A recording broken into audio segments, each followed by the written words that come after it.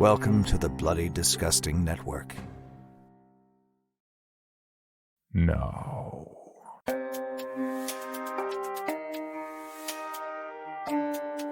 This is Creepy, a podcast dedicated to sharing the most famous, chilling, and disturbing creepypastas and urban legends in the world.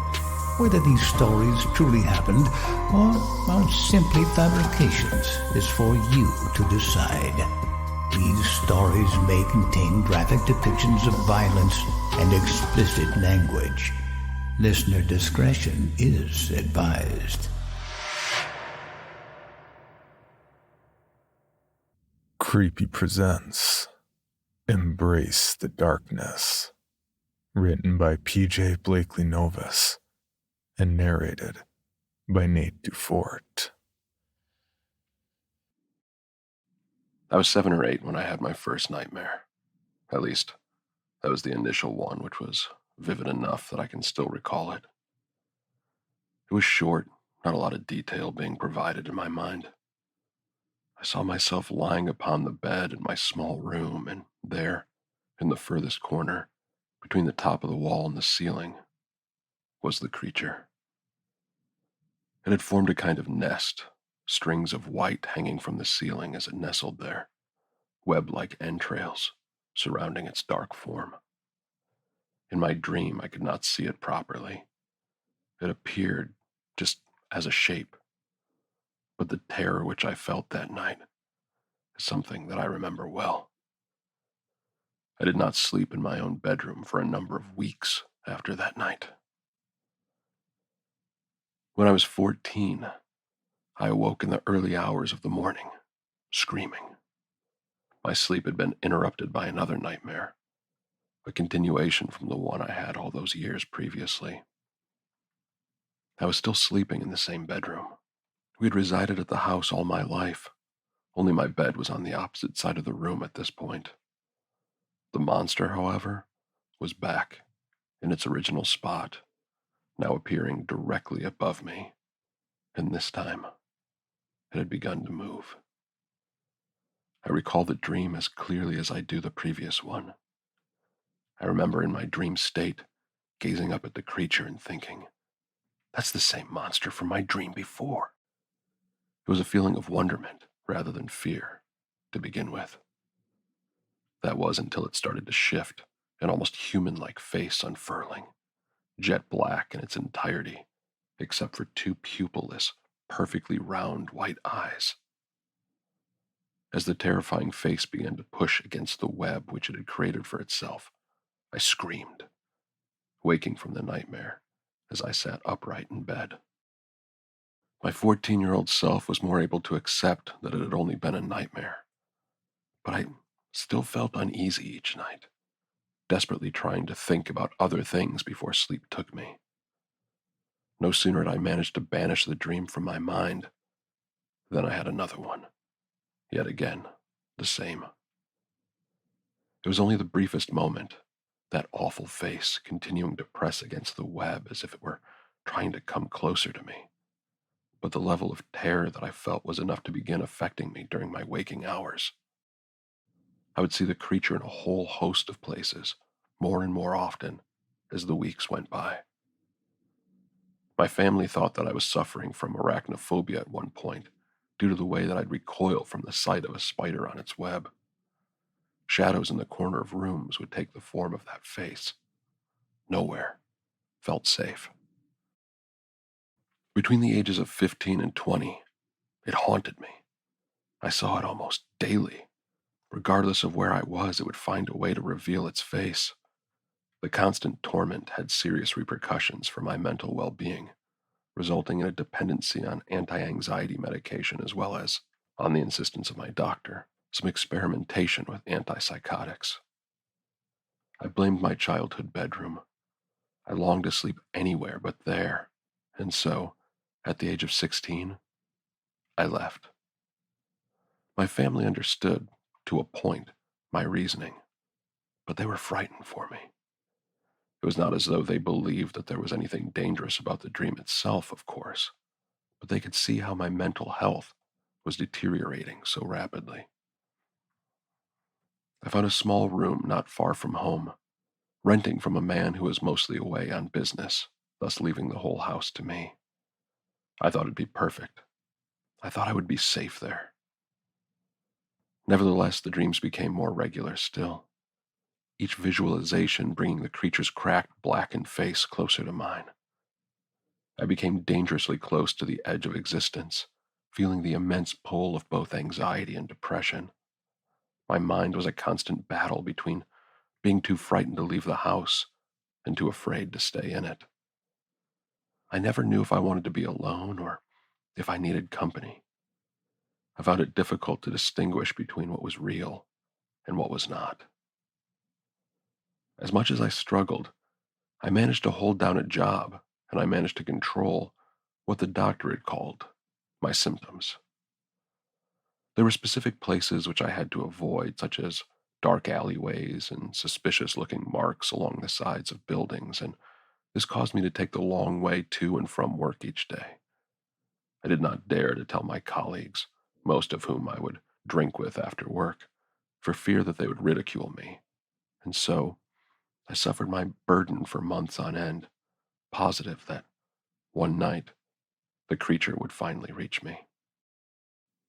In my dreams, I was always back in the bedroom at my family house, the dream being virtually identical each horrific time that it came to me.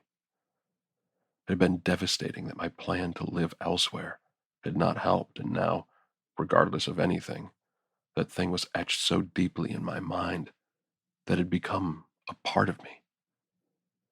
I wanted it to go, to leave me in peace, but it would not. I searched for help, sure there must be a way of erasing the memory, but there was nothing. All I could do was embrace it, fight the feeling of gut-wrenching dread, and not pay it any attention. This is what I had decided, and as hard as it was, I began to face my fear. I started to take the more direct route to work, music blasting in my ears, eyes darting anywhere except where the shadows would lie. I'd stay awake for much longer than was healthy, pushing myself to the extreme until even the mix of caffeine and recreational drugs could not keep sleep at bay. The dreams slowly started to subside, sleep having been replaced with a deeper level of unconsciousness, and I felt as though I was finally winning. That was how it had seemed to me anyway. From the outside, I was a mess, sleeping only 2 or 3 hours each night, dependent on amphetamines, rarely eating. My parents were worried, making their disapproval of me ever so clear, and I reacted in the easiest way that I could. I stopped seeing them. I chose to do that rather than risk the nightmares returning. My friends and colleagues did not seem to see me as the disaster that my parents described me as, possibly because they were all a mess in their own ways. We were all young. We all wanted the same kind of excitement, and we all felt a need for escape. On the approach of my 21st birthday, someone suggested we went camping, a group of us, to some woodland not far from home. It was always deserted, I was told. It could be fun, they all said. My anxiety kicked in at the thought of being in the woods surrounded by that pitch-black, enveloping darkness. I told them I would think about it, tried to brush it off as, camping's not really my thing. However, they had made the decision, and they insisted that it would be great. There'd be drinks, there'd be drugs, so, potentially, I could stay awake all night. I'd have plenty of company. I'd be safe. Peer pressure being the thing that it is, gave me little choice when the day came around, and so, with just a bag of essentials and a large torch, I made my way out with 5 others. I was very self-aware. I had learned what triggered the fears, and I knew how to manage them to the best of my ability. I was also very keen on drugs, but for the sake of trying to cling to my last strands of sanity, I'd avoided any hallucinogens. It sounded like an insane idea for me to try anything like that. I was seeing things far too often without the help of drugs. This is the reason I refused the mushrooms that night. Even so, I did not explain why. And this is the reason my friends gave me them anyway, without my knowledge. From what I'd been told previously, hallucinations are all well and good provided you know that you've taken something. If you have no way of knowing that it is the drugs rather than reality, things become much more sinister, especially if your mind is already packed full of terrifying images. We made a fire, sitting around it, passing a couple of bottles of cheap scotch back and forth. I drank it, preferring that to the bloating, sleep-inducing effects of beer.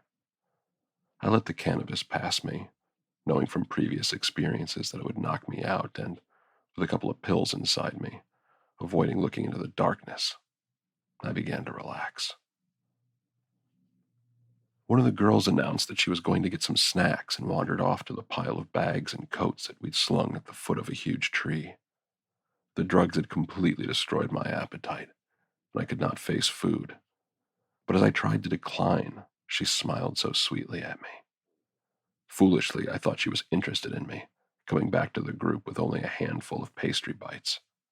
She popped one in her mouth and held one up for me, her fingers running across my lips, my mouth opening. Two were all that I could manage, and no sooner had I swallowed them than the girl began laughing. She made no explanation as to what had amused her so much, and I, mistakenly, put it down to her drunkenness. I was unaware of the hour, but it was late enough to be dark during the summertime, certainly approaching midnight at least. The cover of the trees and the remote location had created an eerie shadiness as night enveloped our merry group. I'd lost track of the conversation. It had been centered around some band I'd not heard of, and my eyes had begun to wander toward the trees. The clearing in which we were sitting was small. Aside from a little trail along which we had wandered, we were now completely surrounded by woodland, and I was starting to feel anxious. The nearest trunks were only a few meters away from me, and I could detect their form as they stood, towering above us menacingly. Beyond the trunks was an inky blackness. Nothing else was visible. Almost nothing.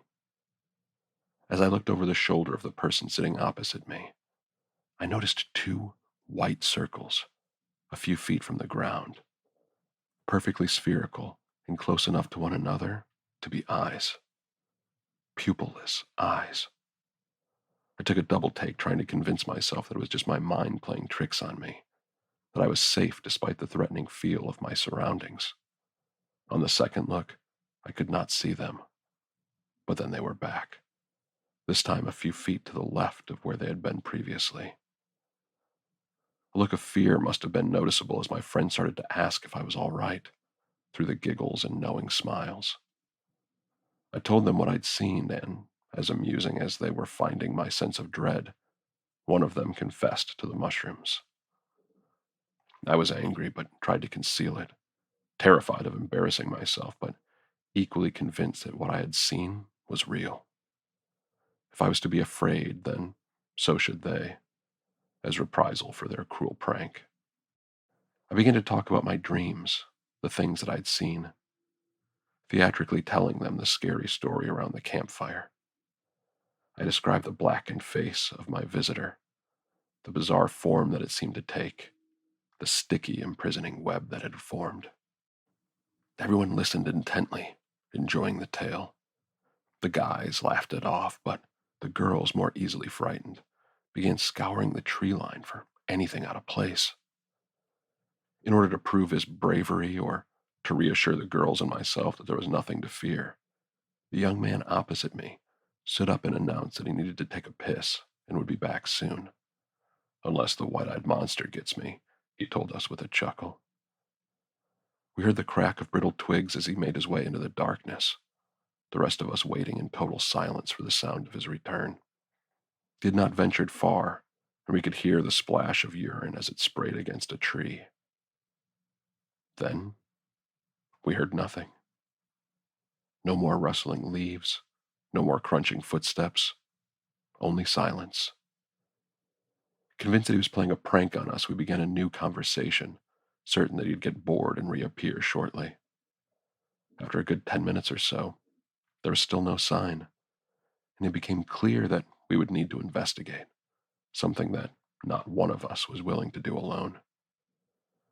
My heart was racing, the terror combined with the drugs now pushing it to its limit. The girls began to call out for our missing friend, becoming angry that it could be a joke. It only took a few steps into the woodland before someone screamed. The rest of us, unable to see the gruesome spectacle, raced to get back to the clearing. I'd been at the back of our group and so was the first one to reach the fire. I turned around to see that we were now half the number we had been when we arrived. Just myself and two girls stood in shock.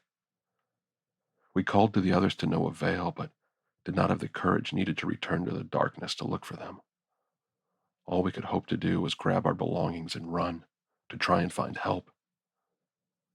No sooner had they bent down to pick up our bags when I saw it again, the eyes staring from the darkness. It all happened so quickly. The speed at which it claimed its prize was unexpected.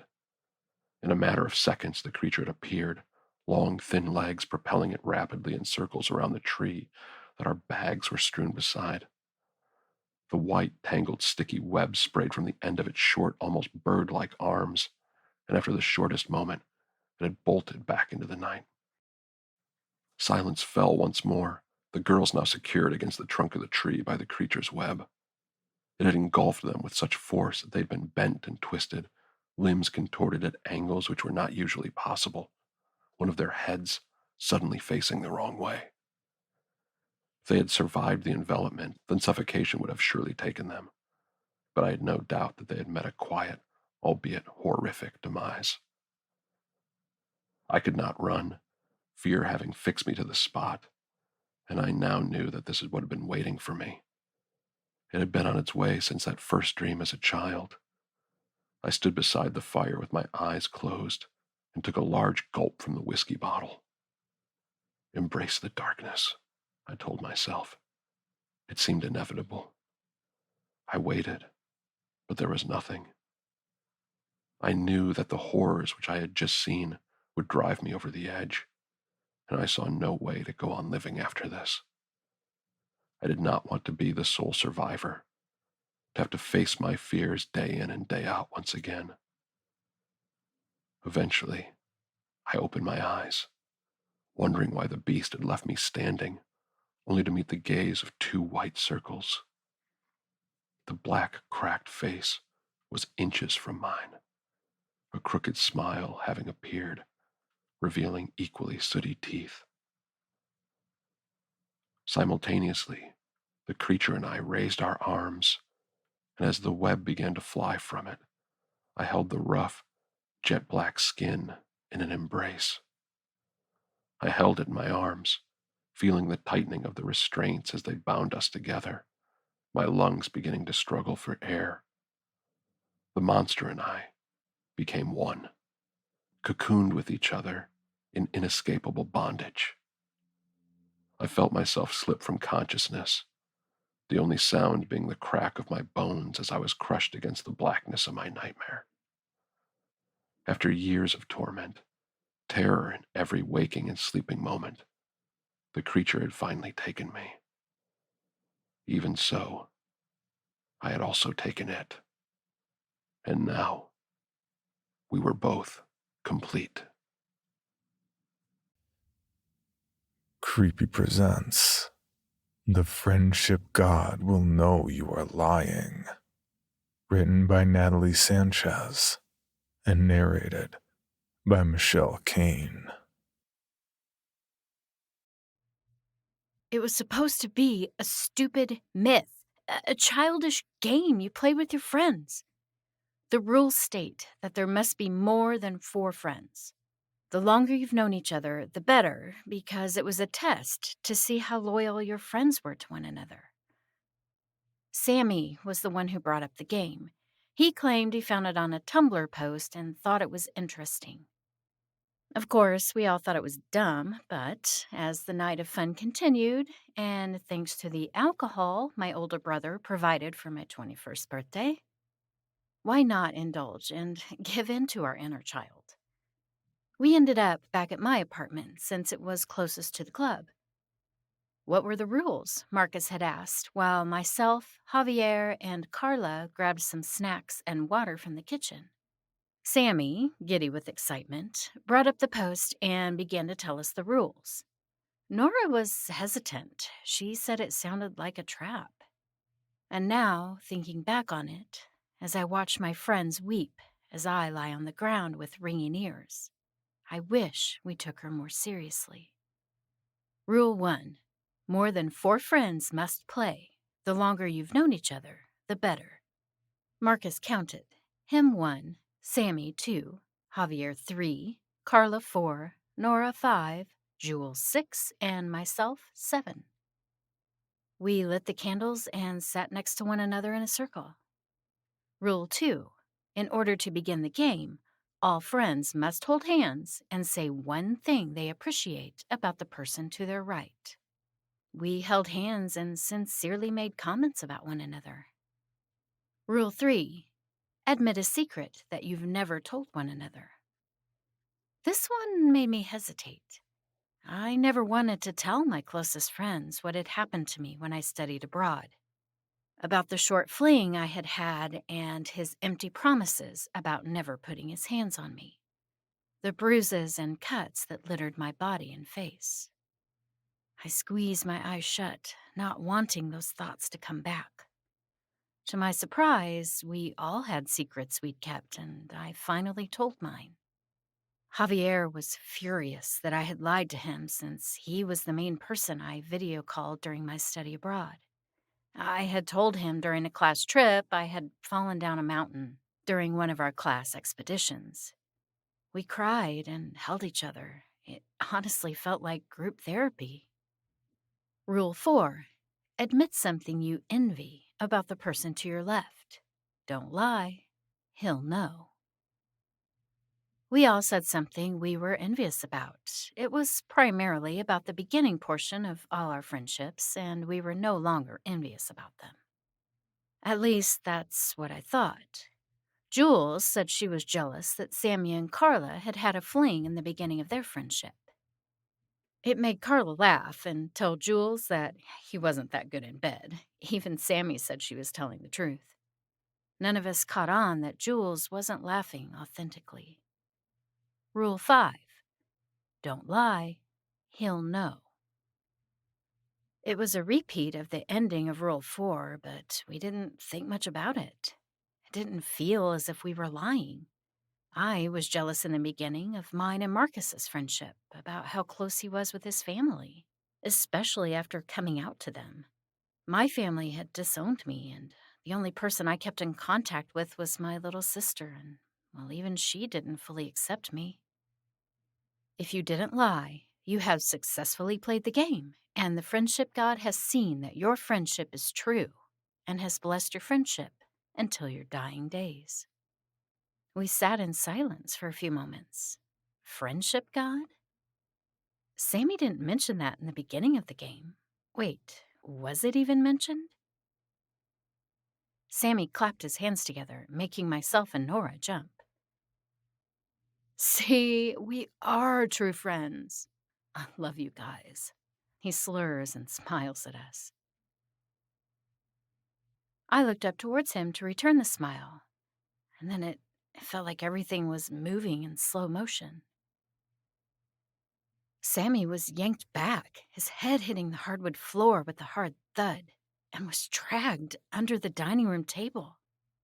Javier and Marcus dashed over to try and catch him, but he had disappeared before they could reach him.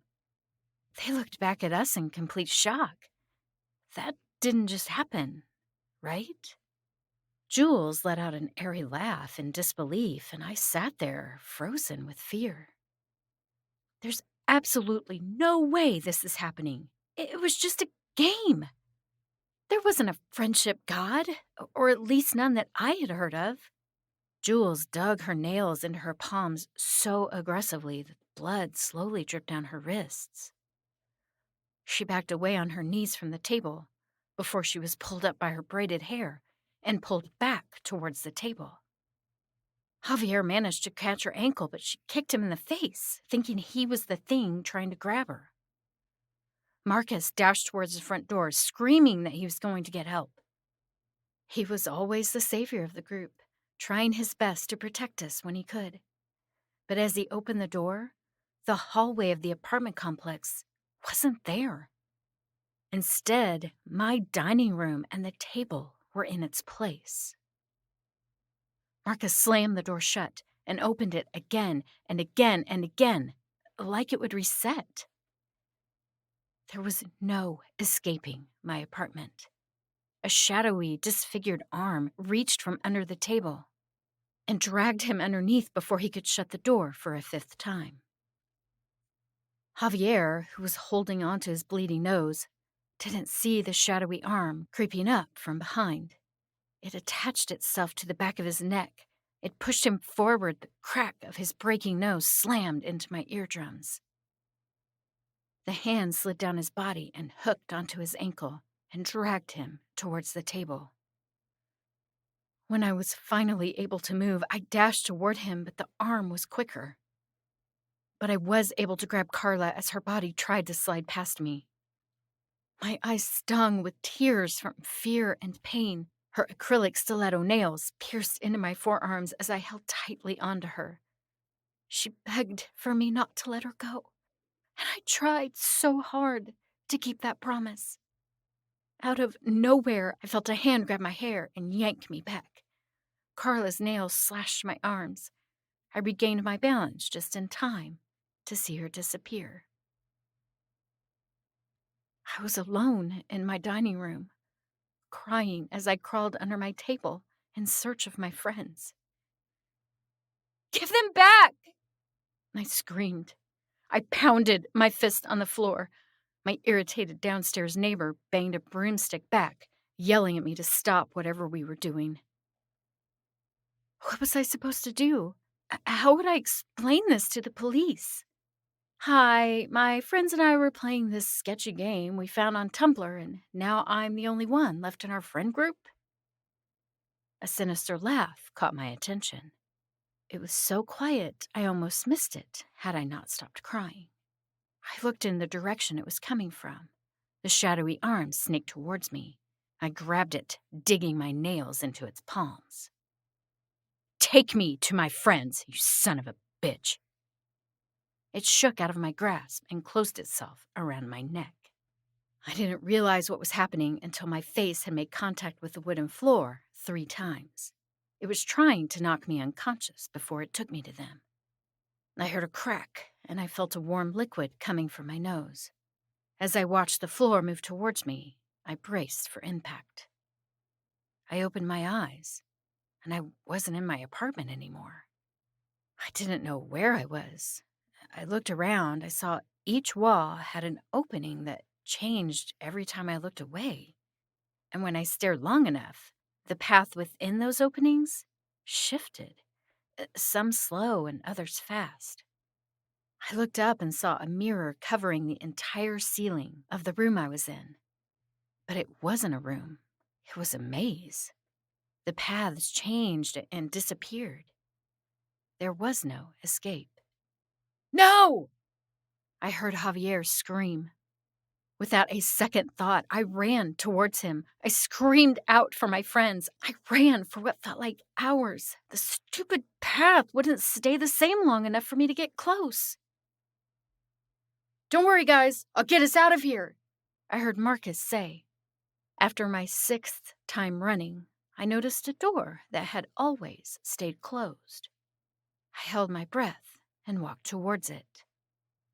The path around it changed, but it itself stayed put. I finally reached it and pushed it open. "Hello? Are you guys in there?" I tried to whisper. "Opal, no! Get out of here! Get away, you idiot! Save yourself!" A chorus erupted as I entered the room.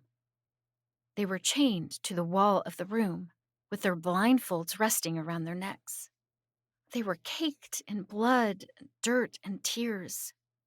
There was a tall man sitting in front of them, but there was nothing underneath him, like he was sitting on an invisible chair. I didn't care. I found my friends, and that's all that mattered to me. I sprinted past him, landing in front of Marcus. I pulled at his restraints. His and everyone's were made out of a medium-sized rope, but it was acting as if it were metal. It wouldn't budge.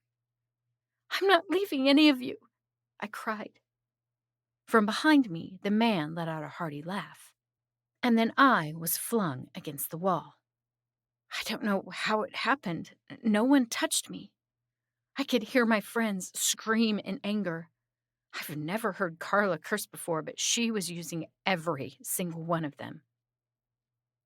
He crouched down to get at my eye level. His grin stretched too wide to be natural, showing a disturbing amount of blocked teeth. He had no eyes, no indents indicating where they should have been, and his nose was too small. Was this disturbing creature the friendship god? I was expecting a fluffy, cute, innocent thing, and not this. He grabbed my face when I tried to look away and back at my friends, forcing me to look at his mouth since he had no eyes for me to look at. That's when I noticed his eyes were in his mouth. They were small, barely bigger than quarters. I couldn't help but stare.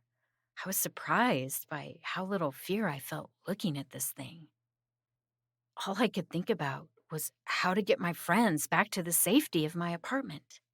But how safe could it have been if it got us here? I smacked his hand away. My need to protect my friends began to make me angry with this being. He wasn't pleased with my reaction.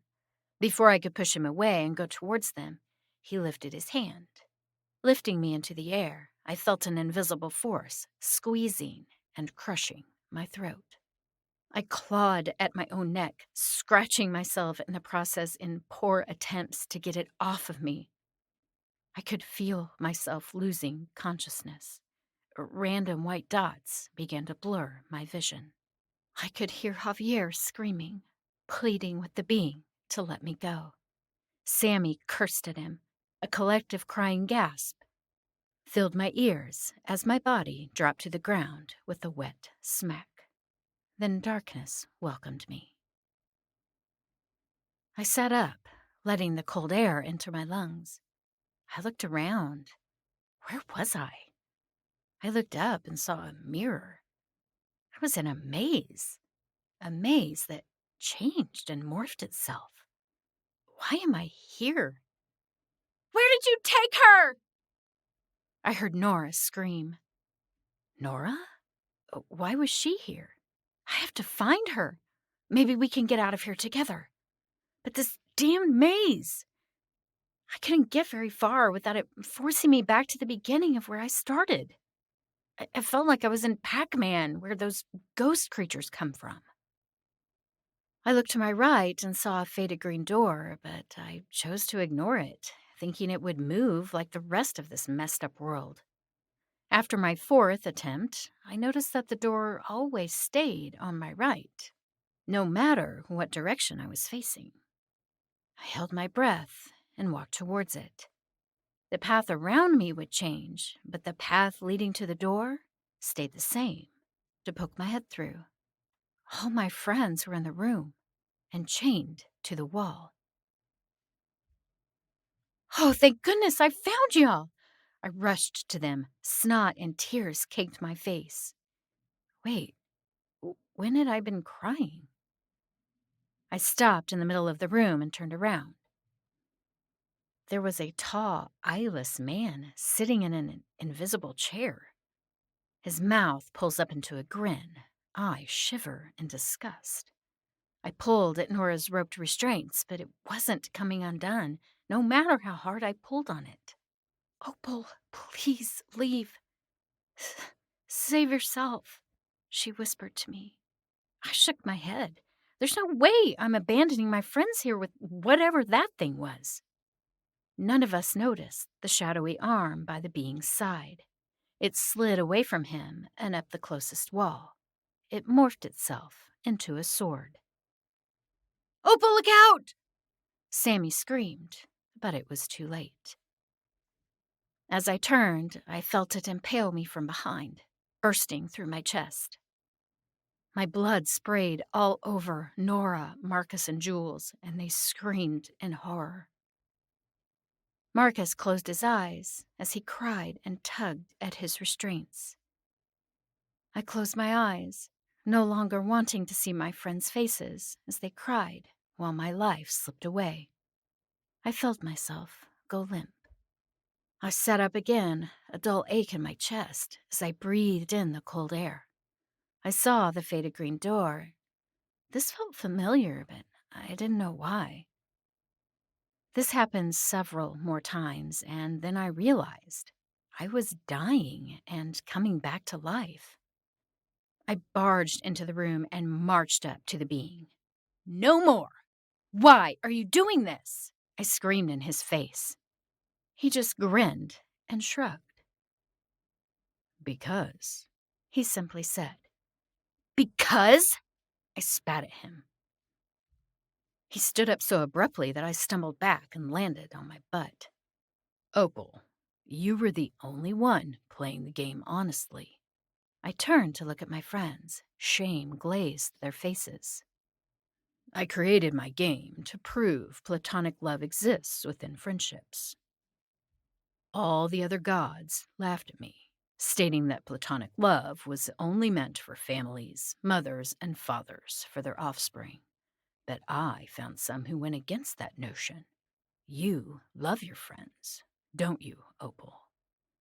"I do," I answered back quickly. "Then you love liars," he snapped back. I felt myself grow smaller. "Your friends, at any given point, could have confessed their lies the moment they knew you were dying for them. But did they?" He shook his head. I refused to look at him, but I didn't want to look at my friends either. I closed my eyes and inhaled. "Even if I have to do this 1,000 more times, I will never stop trying to save them from you." The being frowned, like he could see in my heart that I was serious. We didn't know that it meant his little game would have to come to an end. If I could prove that I truly cared for my friends, even with the information given to me. He growled. He held out one open hand and slowly began to close it. As it did, I felt every bone in my body begin to break and crack. I bit down on the inside of my cheek. I refused to give him the satisfaction of hearing my cries. "You're blinded by love," I heard him say before my vision went black. I sat up, allowing the air to fill my lungs. The faded green door was right in front of me this time. I stood up and knocked. For more information on this podcast, including how to submit your own story for consideration, please visit creepypod.com. You can also follow us at CreepyPod on social media and YouTube. All stories told on this podcast are done so through Creative Commons Share-alike licensing or with written consent from the authors. No portion of this podcast may be rebroadcast or otherwise distributed without the express written consent of the Creepy Podcast production team and the story's author.